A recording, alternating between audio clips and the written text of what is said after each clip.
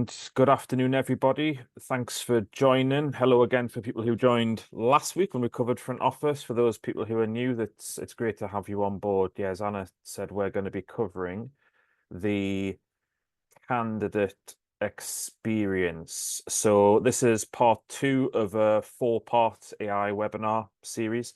Last week was front office. The recording is available if you want to see it. Just let us know if you do, email or chat. Next week, we're going to be covering streamlining of operations with AI. And then week 4 is where to get started. I guess just to give some background, this was really born from my experience and some of the feedback from TalentCon a few weeks back that a lot of you guys just are not getting involved in the AI as much as you would like to. So I wanted to put a real practical presentation together about some tools that you can use to gain an advantage by using AI. Not all of it's going to be applicable to you this afternoon. Hopefully a lot of it will be, but it'll just give you an idea of what technology is out there to help you run your business. It'll be about half an hour. Hopefully, we'll have about 5 minutes spare at the end to answer any questions. But if you do have any questions, pop them into the chat, and I can always chat with you after the webinar. So, without further ado, we're going to be looking at candidate experience. So, a big part for the candidate experience is going to be the support through agents. Then we're going to look at personalizing some messaging. We're going to look at what tools you could use for interview scheduling, preparation, onboarding of candidates, parallel dialer for calls, and then AI videos. Okay, so let's get into it. So where are we right now? So just again, a bit of background, 63% of candidates say that they feel like their application goes into a black hole. You know, we've all experienced, you've applied for jobs and you literally hear nothing. You might get an automated response, but there's not much engagement thereafter. 52% of candidates never receive any communication whatsoever. And I found that stat staggering. It really was standout. Then 80% of candidates said they wouldn't reapply or refer others if they had a bad experience. So we don't want that. We want to improve that. So again, you'll be ahead of the competition if you're looking to address the experience that candidates get. So if we have a look at agents first, so what are agents? You may have heard people talking about that. You know, last year everyone was talking about generative AI, ChatGPT. This year the real trend is around agents, and rightly so. They will change the way that we work, but hopefully in a very positive way. So what are they? Well, they're essentially a digital buddy. They're your automated virtual assistant who's going to sit with you side by side, get involved in your processes, and just do a lot of the heavy lifting, which you don't need to be doing yourself. They can work through chat, voice, email, if we think about it from the candidate's perspective. And unlike chatbots, which I'm sure most of you have experienced, say when you're trying to get an insurance quote or you're getting in touch with your bank, they're typically using a chatbot, which is you say this, it responds with that. AI agents learn and adapt to the conversation that you're having with it. Okay, so it's that next level of chatbot, and honestly, it can't really be compared. Why would you even think about using an AI agent? Well, it saves time. As I say, it's doing a lot of the heavy lifting for you. For the candidate, it improves their experience, and it's very easy to scale an agent. Rather than you trying to scale your team and put bums on seats, you can get agents up and running in a matter of no time. And with the right instructions, then it's very easy to adopt within your processes. So let's just have a look at some recommendations for candidate support. I was at the ERF conference in Limerick last year, and LinkedIn were on the same panel as myself. And one stat that they had was that most people apply for jobs at 9 o'clock at night. Okay. Now, naturally, when you're applying for a job, you're going to have some questions. You might want to know what the hiring process is like, when they need the role filled, who they're actually looking for. The job description might not have been written very well. So you just naturally have some queries. At 9 o'clock at night, very few people are going to be able to speak with a human to field those questions. With agents, it does exactly that. So in an almost ironic way, by introducing agents into your process and having them embedded, say, within your website, it's actually going to increase the engagement and personalization that you can offer to candidates. So these are just three recommendations that I wanted to run through here. The first one, Tidio, that's more of an entry-level solution. You don't need technical know-how to be able to use it. It can sit in your website. It can sit within Facebook Messenger if any of you are using it. It's not recruitment specific, so that's one thing to bear in mind. Paradox at the very bottom is that's the creme de la creme. So that the likes of McDonald's are using Paradox more for those enterprise size organizations. But if you want to do some research as to the full capability of what an AI agent can do when engaging with candidates, it's a good starting point. And XRO, they're more that multi-channel, so that'll do your SMS, it'll do WhatsApp, it can integrate into your social media as well. And that's more for your mid-size organizations. So three examples there: Tidio, XOR, and Paradox for the candidate support. Next area that we'll have a look at is, in fact, we have a hint. So I was run through some hints from last week, and the first one that I just wanted to run through with you today is around your custom AI settings. So anybody who's actually using ChatGPT, I don't know if you know how to do this. Apologies if you do, but if you go into your settings and hit on personalization and customization, rather than you every time having to tell ChatGPT, don't answer like this, think of me of that, add more of a formal conversation, don't use emojis. You can actually just set all of those parameters up in the background. So every time that you ask ChatGPT, it'll know how it needs to respond to you. So in this case, say, okay, I'm running a tech recruitment agency. I want you always to keep advice which is actionable. I don't want to be too technical. I want it to be something which I can use, but not that a developer needs to be able to implement, and don't include the emojis. We see a lot of people out there who just copy and paste straight into a LinkedIn post. You can tell it's straight from ChatGPT. You don't have to go through and then delete all your emojis. Just ask ChatGPT not to use emojis, okay? So it just saves your job. So that's just a quick hint on how you can make it that bit more streamlined to really reflect you. And you can keep adding to that as well and get very detailed. So it's talking and responding in the way that you like, okay, without you having to tell it to do so. Next is the automated personalized messaging. So when I was putting this together, I thought, well, do you actually need to do that? Because personalized messaging, a lot of it should be done by default with your CRM and ATS system. But we know, we're a provider of CRM and ATS. I know there's a lot of people who just don't use the standard functionality they've got, and others just don't have a CRM or ATS which can do it. So by using AI, you can communicate very effectively with candidates on time. You can keep them abreast of their application progress. That's going to be a massive one to improve engagement. It's also going to reduce dropouts and improve the experience as well that candidates have throughout. It might sound like a straightforward one, but trust me, there's a lot of organizations not doing that. If you're able to do it with AI, fantastic. So these are the recommendations that I would give. So we're going to keep it to about 3 on each section. The first one to mention is Eightfold AI. This is more candidate nurturing, so it's going to look at intent signals when people are looking for jobs. You can use email, SMS, and career sites to engage with them. Probably more so for the larger organizations. Jasper is great for content creation, so it's very strong around tonality. It's good for rejection messages. The only thing that it doesn't do is actually send the content out. It'll create it. It won't necessarily send it. And then Sense is the third one on the list there, where this can be multi-touch with candidates. It can be, again, email, SMS. It does do WhatsApp as well. Sense do more than just automated personalized messaging, so they do the full automation from start to finish. But if you just want to be using it for personalization, it's a good place to start. Use more so for high volume staffing, not so much the exec exec search or perm, but they're three choices to get started with on that front.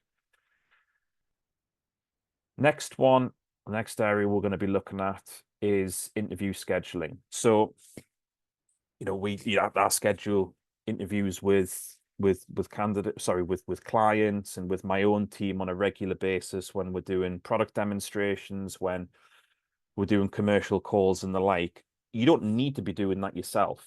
And this is very useful if you've got high volume and also a lot of people involved in an interview process. You can get AI tools which sits across your processes and does that heavy lifting for you. So it's going to schedule with candidates, it's going to schedule with your hiring team. Again, it saves a massive amount of time. It can look across different time zones, increases the chance of progression, and it just keeps the momentum in that whole process going forward. So these are three options to look at. So Calendly, I know a lot of you have probably experienced that in the past, if not using it right now. It's a good place to start, and they do have a free offering. Good time hire is that's going to automate the coordination across your candidates and the interviewers. It can really do complex scheduling as well, so you can juggle different time frames if required. But it does require some CRM integration for the full benefit of that. And then the bottom one is Clara. So that'll work across different calendars that you may be using. So Google, Outlook. It does integrate with different CRM providers. So that goes into a lot more detail than perhaps the above two can. So they're just three options on the interview scheduling that you might want to have a look at if that's a bit of a bane of your life at the moment, which I know it can be from time to time. What have we got next? Interview prep notes or prep tools. So why is this useful? So I actually had a bit of an argument with a recruitment, not an argument, a discussion with a recruitment leader a few weeks back that candidates should know how to interview, and if they're not doing a good job in an interview, then it's their fault and they don't really deserve the job. And I thought that was a bit of a short-sighted view, because my argument was, if you've got people who aren't moving from job to job, they're literally just not practiced in how to run an interview. I've been with TargetRecruit for 3 years. If I went and did an interview tomorrow, I would be so rusty in doing it. So interview prep notes using AI really helps your candidates increase the likelihood of landing the job. It addresses weak spots as well, so it can highlight where people are good, where they need to improve before they're getting in front of the interviewer, and it's going to save you time as well. So you might be providing advice and guidance right now. If that's taken up a lot of your time and some of it's not resonating, then you can rely on different AI tools, which is going to do that heavy lifting for you. So it's not necessarily new, but with AI, it's really taken off and can do virtual role plays on your behalf.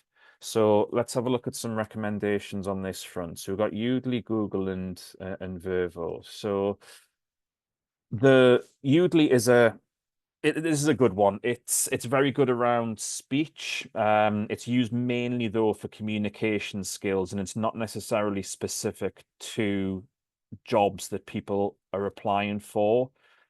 It's not necessarily recruitment centric, so it doesn't integrate at the moment with recruitment workflows. But if you've got candidates who struggle with their communication, their clarity, the tone of voice, body language, it's very good for that. Google or Grow with Google, this is actually a free tool. Okay, so it's gonna help you with readiness for the interviews. It does have some limited depth around the basic language. There's not a live coach as such, so it's a bit more light of touch, but it's a good place to start if you want to keep your costs down and you just want to get the feel of candidates and whether they're actually going to use a tool for that. Vervo on the flip side is a recruitment centric tool. It's been designed with that in mind, and it can run specific skills assessments. It can do mock interviews if required, and it can also do some scoring on how those candidates are performing way before they get in front of a human when they're going to be grilled. Okay, so there are three ones which are deliberately put in, which do all different things depending on what you may need. One may be stronger than the other. You may want to start with the free one and then go to, say, Vervo once you've got that embedded in your process. Or you may want to look at Udemy if you think your candidates predominantly fall short on communication. So, next area is our hint number 2. So we mentioned last week that if you're using an AI tool, if you're using something like ChatGPT and you're a little bit nervous about putting candidate or client information in there, that you should be using the paid version. The reason is that with the paid version, what you put in there is confidential. It does not get held. It does not get used for training purposes. Whereas if you're using the free version, those tools can use that data for training and improvement, which is a breach of GDPR. So this just takes the conversation to the next step. Should you be disclosing the use of AI tools within your Data Protection Act alongside GDPR? And in short, you should. And they're the 5 main reasons why. So there's Article 13 and 14 actually call for transparency on what tools that you're using. Article 22 calls for any automated processes around decision making that needs to be called out in your DPA. Also, if you're using third-party tools for fair process, and then also accountability and record keeping, if you are using AI tools, you do need to disclose that within your Data Protection Act. Okay. If you have a Data Protection Act at the moment and you need to start adding AI in there, a good place to start would be with an AI tool. There's documents out there, or there's document management AI, generative AI platforms like ChatGPT, where you can actually throw your DPA in there and ask for advice on how to add the wording in so that you're squeaky clean on that front. So that's a big recommendation. If you're using AI at the moment and it's not disclosed in your DPA, then it needs to be, okay, just to make sure that you're not in breach of GDPR. All right, let's get to the next section, which is onboarding. So this could be a whole topic in itself. So, but I'm trying to keep it brief and just select the relevant areas that you may want to fix where you've got bottlenecks or problems. So onboarding, and with the conversations that I have with a lot of recruitment companies out there, onboarding tends to be a bit of a second thought. Some people have nailed it and they've got it really down. Others, they do the best, but they haven't got the right technology to help them along. So I just want to give you 3 recommendations on this front. I'm not going to teach you how to suck eggs and tell you the benefits of having a very smooth and slick onboarding process, but I know that it can be very time consuming if you're doing that yourself, if you're checking compliance documents, if you're making sure that everybody has what they need in place for day one and before. It's a real drain on resource, and quite frankly, it doesn't need to be. Okay, there are tools out there, AI and otherwise, which do onboarding particularly well. But with my AI hat on, these are the 3 recommendations that I would give for onboarding with AI. So let's have a quick chat through each one of them. So Click onboarding. This is dedicated solely for onboarding, as the name suggests. You can use it standalone. It is very form driven, so it doesn't necessarily have messaging or engagement in mind. But if you just need to be very tight on your forms and your policies and legal documents, you get a big tick with Click onboarding.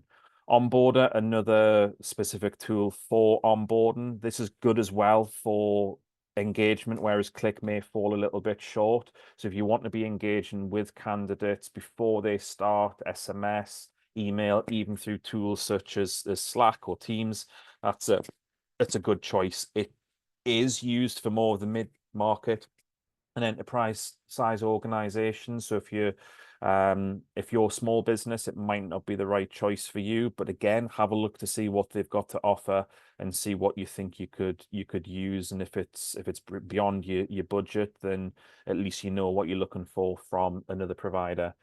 And then 3B forms or 3B onboarding. So this can be a standalone product. They do have more modules within their portfolio, but with 3B, it can do the onboarding very effectively. And a tool which they're recently just introducing is document management, where you can upload, or your candidates can upload documents. It can then read the documents on your behalf, and it can see whether it's a valid driving license. It can see whether it's a valid passport, and if not, then communicate accordingly from there. So it's using AI to read the documents and do the heavy lifting, rather than you having to click into each one and sensor check whether things are in date and whether or not it's valid. So they're three options around onboarding. Happy to have a discussion around any of this, but onboarding in particular, if required. I know we're not doing it justice just to discuss it in 2 or 3 minutes. Okay. Next one that I wanted to include was the parallel dialer. So this might not be applicable to everybody. So parallel dialer can be used very effectively to engage with candidates en masse. It can also be very useful to be using it from a sales perspective. So if you wanted to be using a tool which can say call 10 people all at the same time and connect you with the first person who picks up and leaves voice messages for the people who don't pick up, then a parallel dialer is very good for that. If you're trying to contact 5 people over the course of the day, you probably don't need it. If you're trying to fill vacancies with, you need to get a vacancy, or 20 vacancies filled for tomorrow for a temp role, then it's fantastic for that. It's going to increase your outreach, improves the engagement, and it gives a personal approach. A lot of our healthcare clients use a tool like this. They'll get a shout from a hospital where they need to find 2 nurses to be in this afternoon by 3 o'clock. Rather than trolling their whole database, parallel dialers can call numbers, a multitude of numbers, and the first people that pick up, you can secure their vacancy from there, rather than having to go through it one by one. So it can be used, as I say, for engagement with candidates. It can also be used for sales purposes as well. So you can use it from 2 different angles, and I've seen recruitment businesses using it from those angles as well. So let's have a look at the 3 recommendations. So you may recognize Aurum. That's a very well-known brand in this space. It's good for medium-sized organizations. It'll do your AI voicemail, so it'll